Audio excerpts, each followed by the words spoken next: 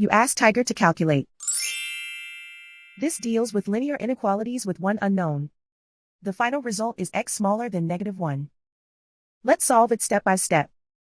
Group all constants on the right side of the inequality. Subtract 4 from both sides.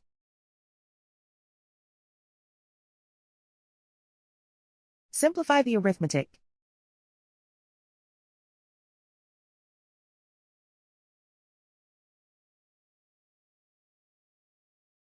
Isolate the x.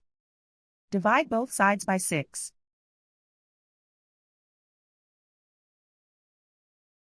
Simplify the fraction.